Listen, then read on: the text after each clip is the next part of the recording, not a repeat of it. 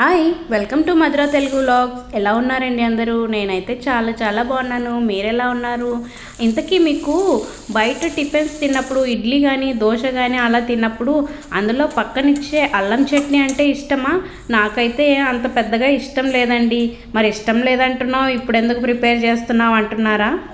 లేదండి, ఒక్కొక్కసారి మార్నింగ్ బ్రేక్ఫాస్ట్కి చేసేటప్పుడు చట్నీ చేయడం కుదరకపోతే అలా ఉంటుంది కదా సైడు అన్నట్టు చేసి పెడుతున్నా. ఇదైతే మనం చేసి పెట్టుకుని జాగ్రత్తగా పెట్టుకుంటే అట్లీస్ట్ ఒక 2 months అన్నా నిల్వ ఉంటుందండి.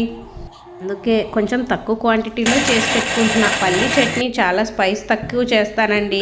దాని తర్వాత ఇది కలుపుకొని తింటే కొంచెం స్పైసీగా ఉంటుంది. ఇదంటే మా పాపకి మా ఆయనకి చాలా ఇష్టం అండి. కొంచెం స్పైసీగా తినడం వాళ్ళకి ఇష్టం. నాకి మా బాబుకి అయితే కొంచెం తక్కువ స్పైసీ తినడం ఇష్టం. అందుకనే వాళ్ళ కోసం ఉంటుంది కదా అని పక్కన చేసి పెడుతున్నా. ఇలా గట్టిగా చేసి పెట్టేసుకొని ఫ్రిడ్జ్లో పెట్టేసుకుంటే మనకు కావలసినప్పుడు తీసుకొని కొంచెం క్వాంటిటీలో వాటర్ కలుపుకొని సర్వ్ చేసుకోవచ్చండి.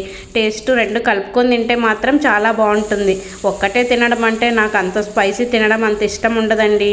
అందులో ఇంకెప్పుడైనా మార్నింగే చట్నీ చేయడం కుదరకపోతే ఇంక ఇలా కానిచ్చేస్తూ ఉంటానన్నమాట. ఇందుకు మీకు ఇష్టమా అల్లం చట్నీ అంటే? నాకు ఇష్టము అంటే కొంచెం పల్లి చట్నీతో కలిపి అంటే ఇష్టము, మరి సింగిల్గా అంటే కొంచెం స్పైసీగా అనిపిస్తూ ఉంటుంది అంతే. ఈ వీడియో నచ్చినట్లయితే లైక్ చేయండి, షేర్ చేయండి, సబ్స్క్రైబ్ చేసుకోండి. Thanks for watching. బాయ్.